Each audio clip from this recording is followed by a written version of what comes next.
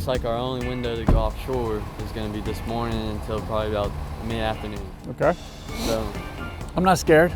So when we get out there, I got some bait traps that we'll pick up some pinfish at, and if we get out there and it's slick calm, I just say we just head out there and try to get offshore taken care of. Yeah, get it out of the way. Definitely. We got a lot of trigger fish that we might have to go through because they eat first. Take this receipt to Peepaw and he'll dip your shrimp for you. Peepaw. Yep, let's go on Grandpa. Peepaw. Is it your grandpa? Yep. Really? That's a family affair.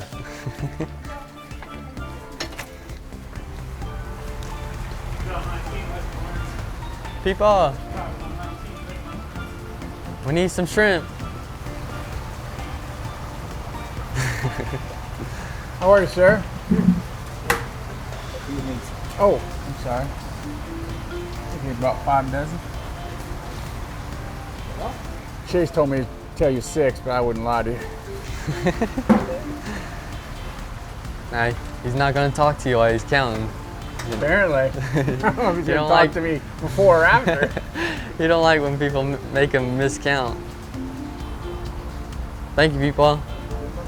Thank you, sir. Peepaw's a man of few words. Yep, he's quiet. Steinhatchee is old Florida. The west coast of Florida, up in the Big Bend area. You come to this town and it's like you go back in time. It's slower paced. There's no big food stores. There's no bunch of restaurants. It's very slow paced, but that's what's so great about it.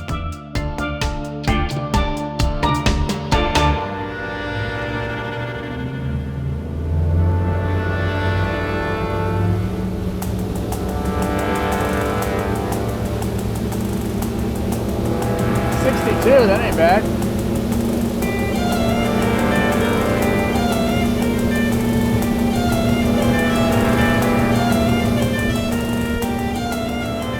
Bait's very important, no matter what you're gonna do.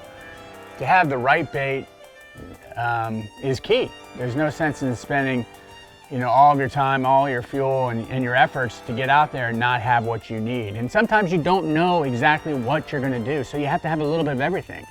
Sometimes you have to have frozen shrimp or live shrimp and cut bait and live bait. So you just like to have as many options as possible, especially when you're heading offshore and you really don't know what Mother Nature is going to give you.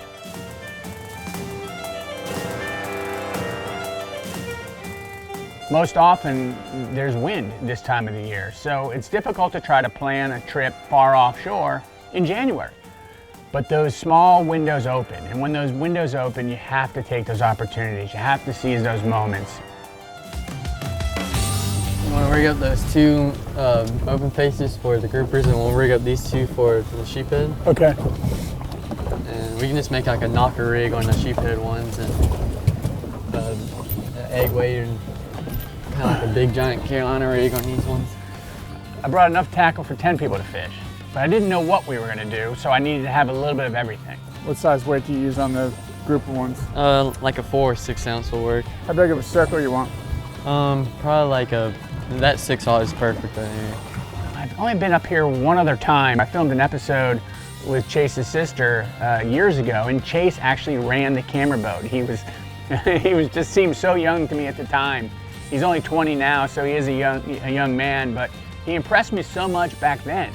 Even running the camera boat and talking to him, I just knew I wanted to get back up here and I wanted to spend some time with him on the water. Scrimp. Choke our scrimp.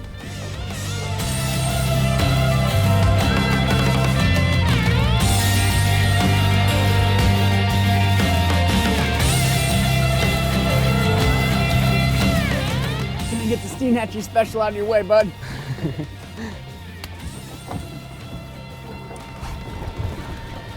Must be littered with them down there.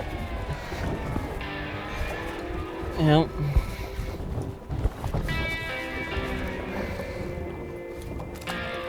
If I was on a charter, we'd be doing good right now. You're crushing it. Try another bait, or we're gonna move? Let's move.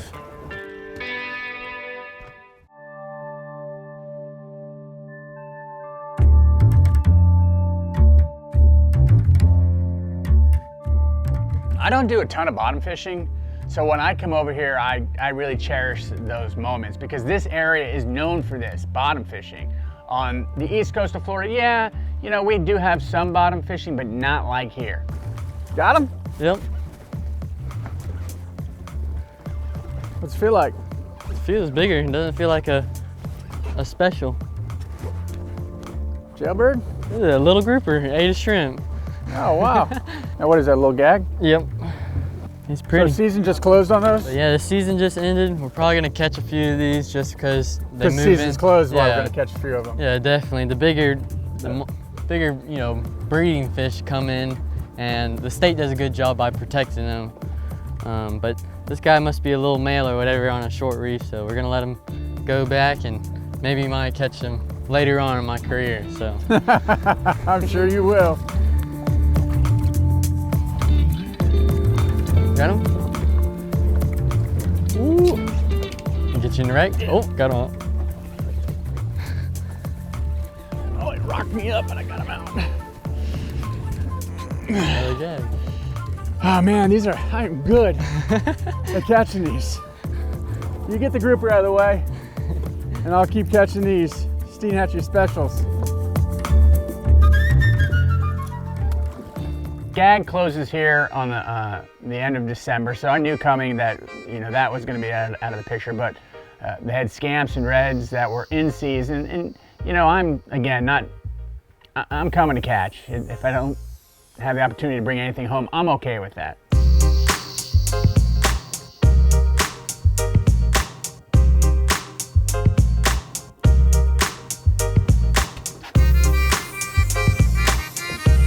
Gonna bite?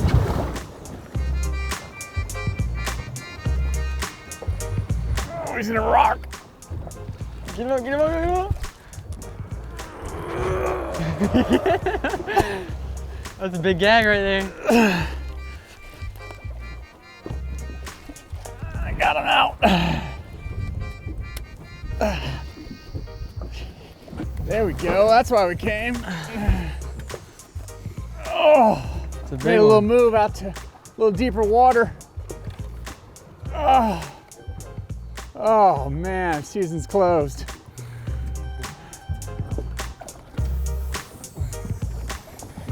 A nice one. Missed that one by a couple days, it's closed season. Is that typical size? Oh yeah, it's nice. He's a keeper. He's probably about 26 inches. How big do they gotta be during season? 24 to keep. He's a nice healthy one.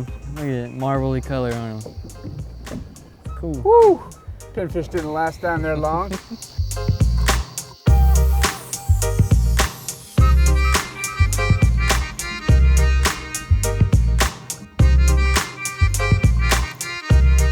All right, man. That was nice. Good job, brother. Yes, sir. Thank you. Yep.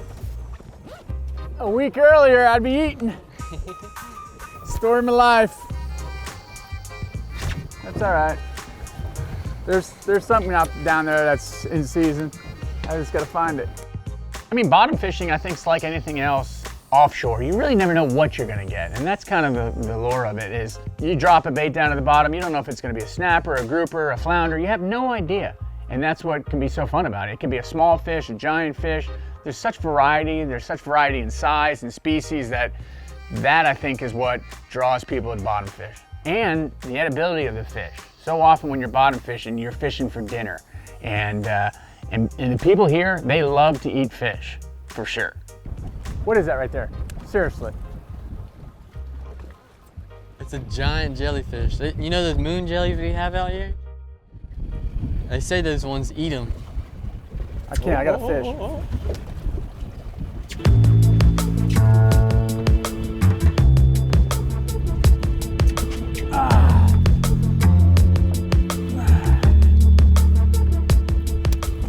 George, you're schooling me, man. My own is it? waters. It's a giant flounder. Oh! Look at that thing. It'll come out to 50 foot. I don't know if you know this, but flounder's my specialty this season. I got a special on flounder. Look at that thing. That's a massive flounder. Holy mackerel. I'm glad we went out to 50 foot to catch him.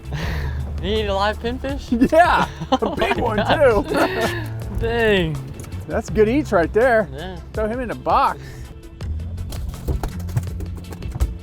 There must be something going on with flounder that we don't know about, where they spawn way offshore, because we're in 50 feet of water and we catch a beautiful flounder. I mean, typically when you think of flounder, you think of inshore, nearshore waters, not out when you're grouper fishing, especially one that comes up and eats a big pinfish.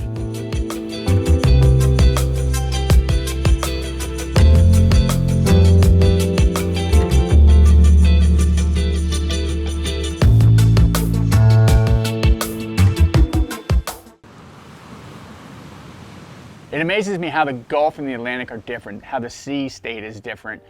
The Gulf is more of a short interval, mixed up chop where the Atlantic gets to be big, but there gets usually some time intervals in between them. As soon as this line of clouds came through, the wind just doubled in speed. I mean, you can see the whitecaps everywhere already. We're almost 30 miles from home, so what do you think, Chase? A couple more minutes? Yeah, about 5 more minutes and we'll probably roll out of here. It can get a little dangerous with how we get a lot of fronts that move through our area this time of year. And we definitely don't want to get caught in one of those out here. Fishing in Florida in the wintertime is unpredictable. The weather can change at the drop of a hat. Clouds roll in and we roll out.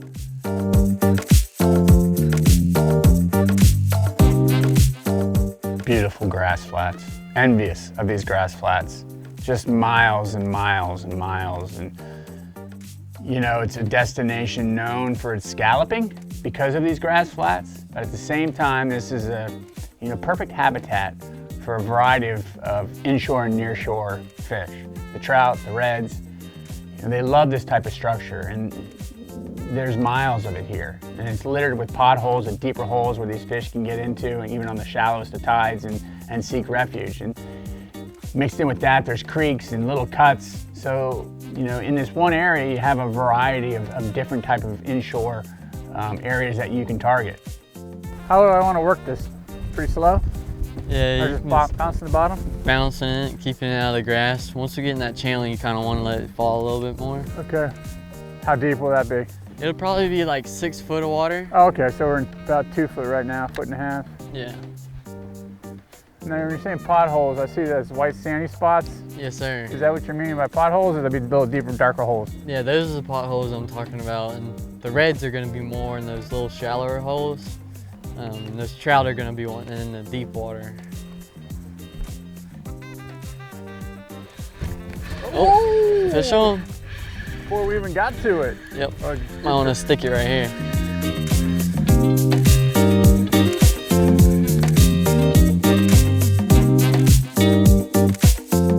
a typical trout for around here? For this time of year, yes, but summertime this would be a giant. Summertime, a lot of the bigger ones move out. How big do they have to be, 15 to 20? Yeah, he's about 17 probably, 16 and a half, 17.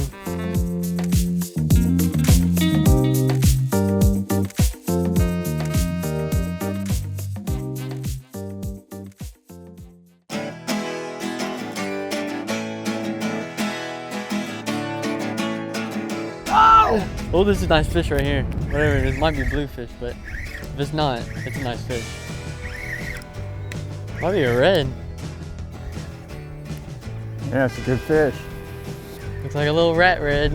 Is it? Yeah. Yeah, you got your red. He ain't nothing to brag about, but he's pretty. Hey. Uh-oh. Oh. Uh-oh. You're letting yours go, and look at this. Oh, I got the same. What do I got? Oh no, I got a trout. How cool is that? Yep. Pretty Oh, fish. yellow mouth. They love their trout. The edibility of these, people love to eat them.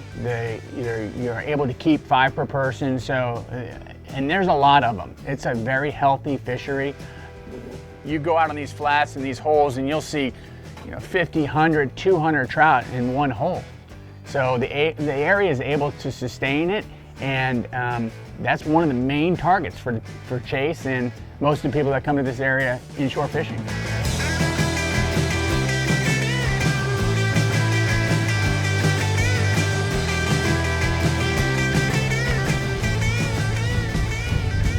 on, George. Getting bigger. Pretty fish.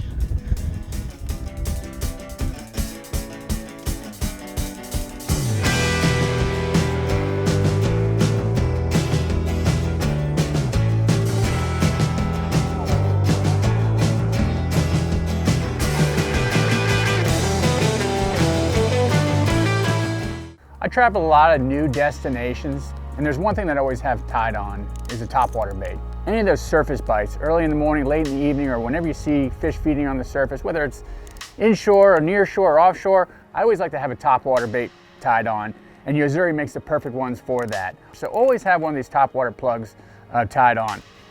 Another bait that I really love from yo-zuri is their twitch bait.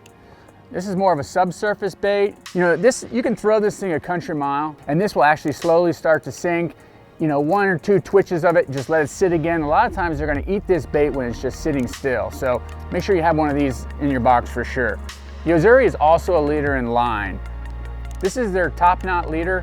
I use this every day on the boat for snook fishing, for offshore fishing, just no matter what it is. Abrasion resistant, strong, durable, definitely a great product. Another product from yo-zuri line is their super braid. This is their high vis yellow super braid line. Love this. I love the ability to be able to see the line when I'm fishing, and also the white. So multiple line classes, you know, nice and thin diameter, abrasion resistant as well. This is a line that I have tied on all my reels on the boat, lasts forever. You know, definitely another product from yo-zuri that you want to check out. So head over to your local tackle shop and check out yo-zuri for hard baits and line.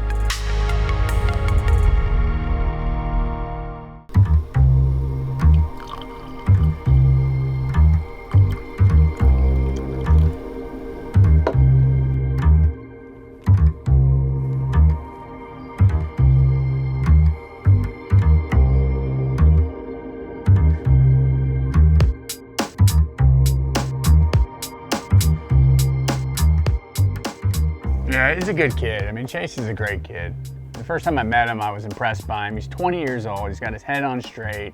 You know, he comes from a very good family, and he's smart. He does things smart. He fishes inshore, he fishes offshore. He's very versatile. He grew up in the area. He's just a salty kid and a salty young man. He's no longer a kid, and you know, he's a pleasure to fish with.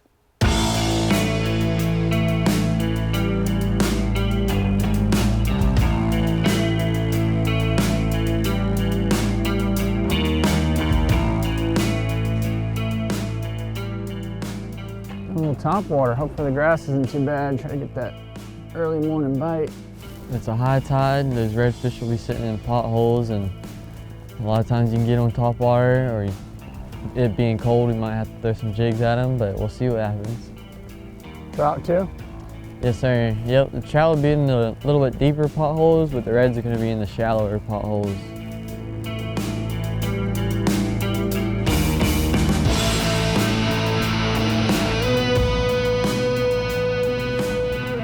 I don't know if you know this, Chase, but they call me the Flounder Pounder. Oh, it's a little baby.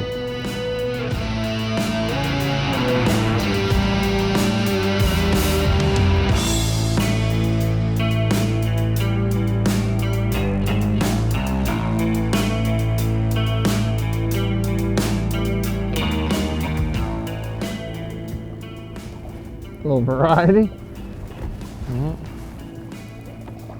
Little flounder, little trout. Some kind of slam. Part way. It's a big one. Nice, healthy fish. Yeah, that's a good fish right there. He's all sprawled out. It's cold. That's a Steinhatchee staple right there.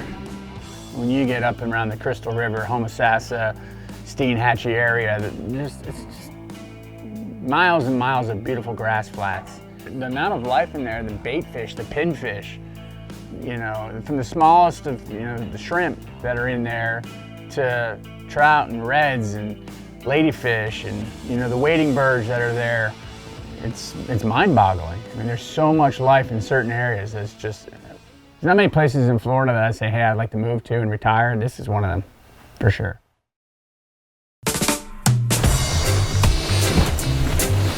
This is what we call the elusive pinfish, caught in a lot of deep water. Look, it's like a, you know, it's like lingerie. Makes them sexy. They're also in the braid. All right, everybody at home, so you know, we have no drone footage on this episode because our pilot extraordinaire crashed it morning one. Out of everything out here that I could have hit while I was droning was that green square. How you run a drone into a single piling out in the middle of a river, I have no idea. There was one piling, he found it, and we lost our drone. 60-degree water temp, taking it to the chest, or below the waist, I should say.